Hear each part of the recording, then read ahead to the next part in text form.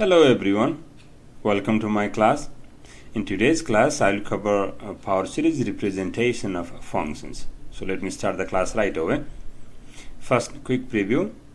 The main reason for studying a power series is that we can use them to represent certain type of functions. You will see later that this strategy is useful for computing derivatives and integration of functions, computing limit of functions, solving differential equations, and for approximating functions by polynomials. Recall that in preceding sections we had a power series and we found out that it is equivalent to a functions in some intervals. But here our point of view is different. We consider a function and wish to find a power series such that we can represent the functions as a power series on a certain intervals. Quick example, for x in the intervals -1 to 1, we have a functions 1 over 1 minus x, and its power series is summations xn and runs from 0 to infinite. Great. So in the following visualization, in the following diagram, I graph the functions fx 1 over 1 minus x and the sum of the partial sums of the representation of the power series. So for example, p on x is 1 plus x, p2x is 1 plus x squared, and so on. And here in the intervals -1 to 1, as n gets larger, those polynomials approximate functions for a larger range of x values here between x equals to -1 to +1. Great. So let's move on. There are three techniques to find a power series representations of a given functions. First technique, by substitution. Second, by differentiation and integrations. Third, by using Taylor and Maclaurin series, which we will cover in next sections. So let's begin the first substitution technique. Start with the functions 1 over 1 minus x and its power series summation xn and runs from 0 to infinite in the intervals -1 to 1 and use the appropriate substitution. Second, differentiation and integration technique. If f is a function defined by a power series, fx equals to summations n of cn times x minus a to the power n with radius of convergence r, then for x in the intervals a minus r and a plus r, take the derivatives of functions, and to the right side take the derivative of the power series term by term, and similarly take the integration of functions, and on the right side take the integration of the power series term by term. Great. In doing so, radius of convergence is preserved. However, radius of intervals may change. We need to investigate at the endpoints every time. Let's move on. Quick remark. In general, our goal is to rewrite the given function in the form of 1 over 1 minus r and then represent the function as a sum of a power series. Let's do some examples. Example 1, find a power series representation for the given functions and determine the interval of convergence I. Part A, given function is fx equals to 1 over 1 plus x squared. To begin the solution, so you start with the functions 1 over 1 minus x and the known power series, which is summation xn and runs from 0 to infinite in the intervals -1 to 1. Now our question has 1 plus x squared in my denominator, so let's substitute -x squared for x in this expressions. Then this becomes 1 over 1 plus x squared, that's our given functions. This equals to, so 1, this is -x squared, this is positive x4, this is -x6 plus dot dot dot, or compact form. So this expanded form becomes summations and runs from 0 to infinite -1 to the power n times x to the power 2n. We found the power series for the given functions. And for the interval convergence, since we started from this function and power series where absolute x is less than 1, and we substitute negative x squared for x, so then this, our new power series, converges for absolute x squared less than 1. So this means absolute x is less than 1. So our interval convergence is again -1 to 1. Hope it makes sense to you all. Now let's move on.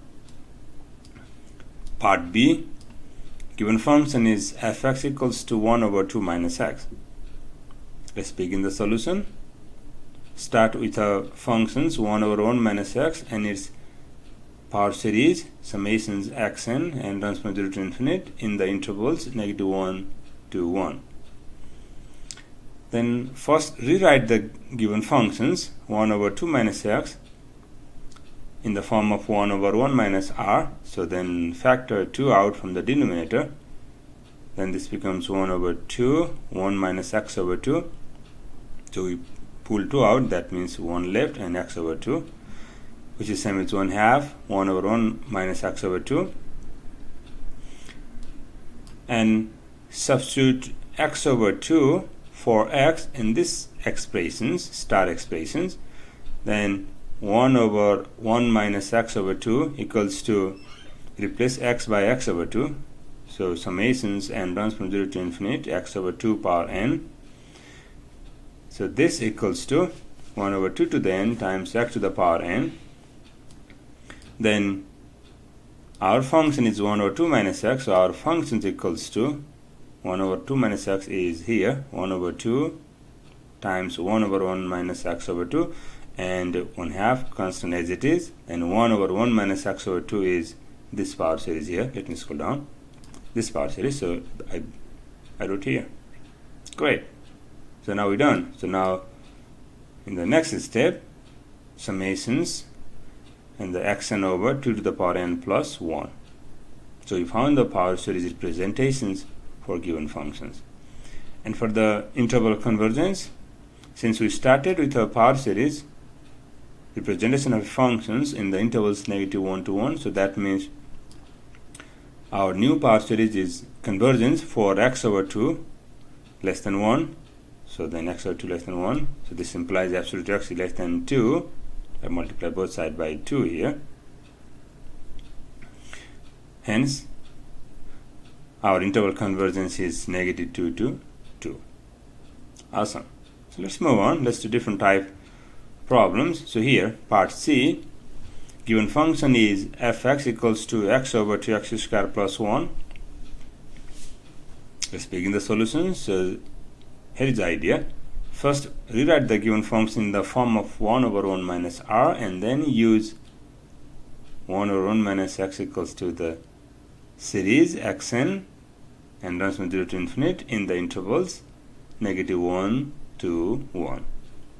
Great.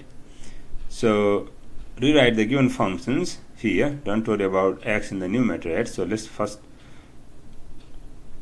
simplify our denominator. So 1 over 2x squared plus 1 equals to 1 over, I need 1 minus something, so 1 minus 2x squared. So this minus minus plus, which is same as here. And then to apply this known power series, substitute -2x squared for x in this expression star. Then this becomes this minus and this minus plus, so 1 over 1 plus 2x squared. By the way, this is our denominator for the functions. So this equals to summations and runs from 0 to infinite, -2x squared outside power n, which is same as summations -1 to the power n times 2 to the n times x to the power 2n. And now for our given functions, let's multiply this expressions by x, so then which is here. So hence x over 1 plus 2x squared, this is the given functions. This equals to x times this power series here, and send x inside. So summation n runs from 0 to infinite of negative 1 to the power n times 2 to the power n times x to the power 2n plus 1. Great. So we found the power series representations for a given functions for this functions. So let's move on. And for interval convergence, so this power series converges for absolute value of negative 2x squared is less than 1. So simplify, 2x squared is less than 1, so that means divide by 2, so x squared less than 1/2, so that means absolute x is less than 1 over radical 2, so that means the interval convergence is I equals to open intervals negative 1 over radical 2, comma 1 over radical 2. Great. Let's do for part D. So here it's a different type question here. Suppose the e to the x equals to the power series summation n runs from 0 to infinite x power n over n factorial on the intervals negative infinity to infinity. Then by substituting x squared for x, we have the power series representation for the function e to the x squared, which is simply summations n runs to 0 to infinite x to the power 2n over n factorial, and our interval convergence is, it doesn't change here, I can hold real line. Let's move on. Example 2, find a power series representation for functions and its radius of convergence. Now part A, fx equals to natural log of 1 plus x. Let's begin the solutions. So start with a function and its non-power series in the intervals negative 1 to 1. So we start with 1 over 1 minus x equals to summation xn and runs from 0 to infinite in the intervals negative 1 to 1. Then substitute negative x for x in these expressions. Then this becomes 1 over 1 plus x equals to 1 minus x plus x squared minus x cubed plus dot dot dot. In the compact form, this is summations negative 1 to the power n times xn, and our summation is n runs from 0 to infinite. And this representation is valid for absolute value of negative x is less than 1, which is same as absolute x less than 1. So then we need to find the power series representation for natural log of 1 plus x. So let's integrate on this new expressions here. So on the integrations, both sides, so the left side is natural log of 1 plus x, and the right side, the integration of 1 becomes x. Integration of negative x is x squared over 2. We are integrating term by term on my right side, and plus integration of x squared becomes x cubed over 3 dot dot dot, and we add constant of integration c. Now to find the value of c, let's put x equals to 0. So when you put x equals to 0, that means left side is natural log of 1, which is 0, and on the right side, so all x times 0, that means only c left, that means c equals to 0. So we found c equals to 0. Substitute this back again in this expression. So we have natural log of 1 plus x equals to the same expression here, c is 0. So this is the expanded form, and in the compact form, this we can rewrite as summations and runs from 0 to infinite of negative 1 to the power n times x to the power n plus 1 over n plus 1, and our radius of convergence is 1. Great. As a quick side note, so here's, for example, 2, we know the power series representation of natural log 1 plus x is summation n of negative 1 to the power n times x n plus 1 or n plus 1. If you put x equals to 1, this gives us the series expansion for natural log of 2, or here ln2 equals to, it turns out to be 1 minus 1 half plus 1 third minus 1 fourth plus 1 5 minus 1 6 plus dot dot dot, and we know this right side is a alternating harmonic series, and we knew alternating harmonic series converges. Now we know this converges to natural log of 2. Great. So let's move on. So question 2 part B, given function is fx equals to 1 plus x over 1 minus x outside square. Rewrite, first distribute our denominator, so 1 over 1 minus x square plus x over 1 minus x square. Let's assume these are star equations.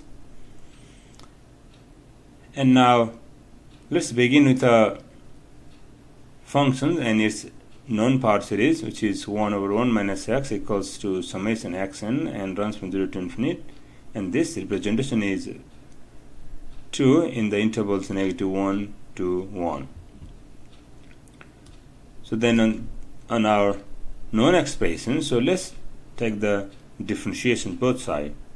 So the derivative of 1 over 1 minus x becomes 1 over 1 minus x square, and on the right side summations and runs from 1 to infinite, the derivative of xn is n times x to the power n minus 1, and keep in mind our summation starts from n equals to 1 to infinite because the constant terms here it disappears. Okay, and this is still valid on the intervals -1 to 1.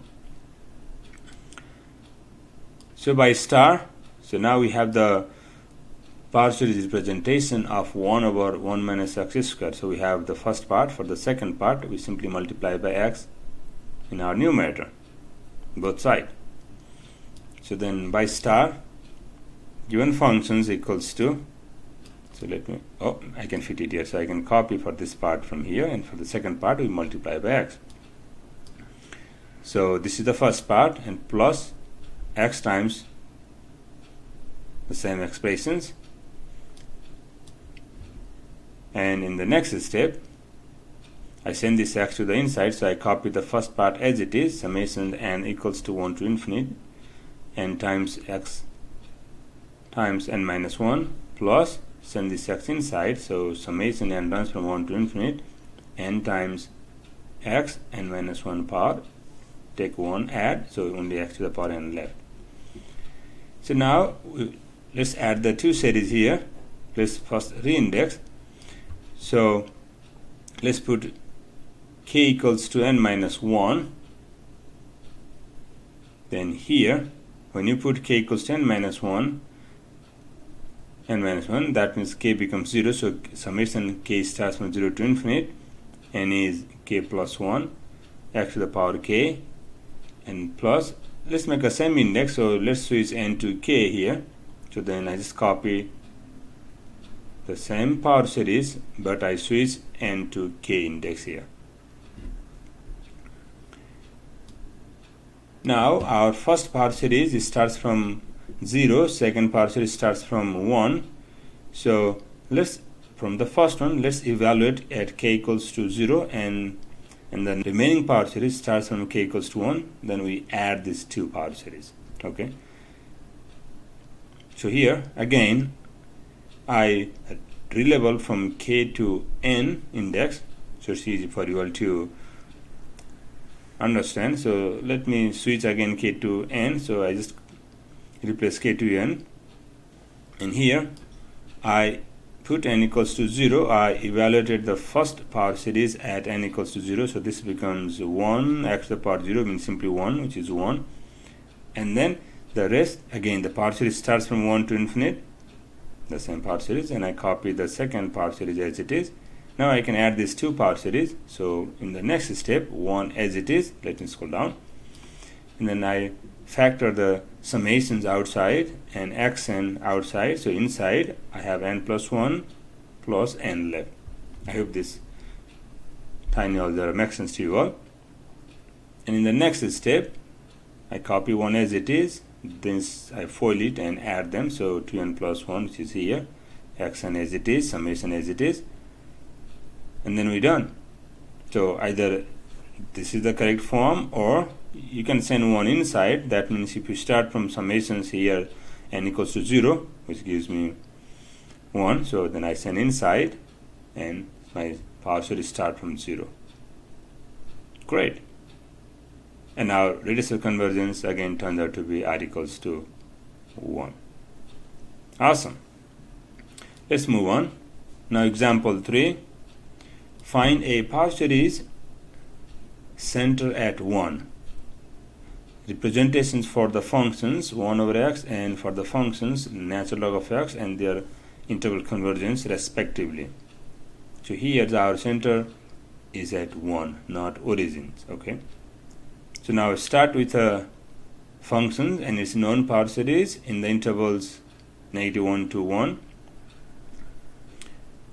And from this power series, substitute negative x for x, then this becomes 1 over 1 plus x equals to the power series -1 to the power n times xn.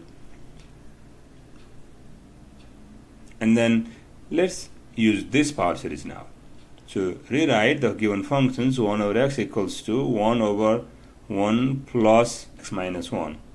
I wrote x equals to x minus 1 plus 1. I hope this 1 cancel out, which is the same denominator here. And then I'm going to use this power series now. So now I'm substituting x minus 1 for x. I hope it makes sense to you. So the next step I do have here minus 1 to the power n and x minus 1 to the power n. Let's move on. So substitute x minus 1 for x and star. Can I show you both? Yeah. So here. Then we get 1 over x equals to summations and runs from 0 to infinite of -1 to the power n times x minus 1 to the power n. Great. So we have the power series representation for 1 over x about x equals to 1. For the interval convergence, since we picked our power series in the intervals absolute x less than 1 and we substitute x minus 1 for x, so that means this new power series is valid in absolute value of x minus 1 less than 1. So solve for x, it gives us x between 0 and 2, so our interval of convergence is 0, 2. Awesome. Next, just integrate this expression here. This gives me natural log to the left side, and the right side is corresponding power series representation. So let's integrate. Oh, here I can show you both. To the left side, the integration of 1 over x becomes a natural log of x, and in the right side, here summations -1 to the power n as it is, and the integration of x minus 1 to the power n becomes x minus 1 to the power n plus 1 over n plus 1, and its interval convergence turns out to be 0 to 2 including. Awesome. Great. So one more final comment here. In this questions 3, we cannot find the power series representation center at origin because this function has asymptote. Both of these functions has asymptote there. So at x equals 0 I cannot define, ln 0 again it's not defined. So that's why I pick the center at 1. So that means I need to use this trick here then. That's why I have this 1 over 1 plus x minus 1. I hope it makes sense to you all. So we finish these sections. In our next sections, we will cover Taylor series and Maclaurin series. Thank you.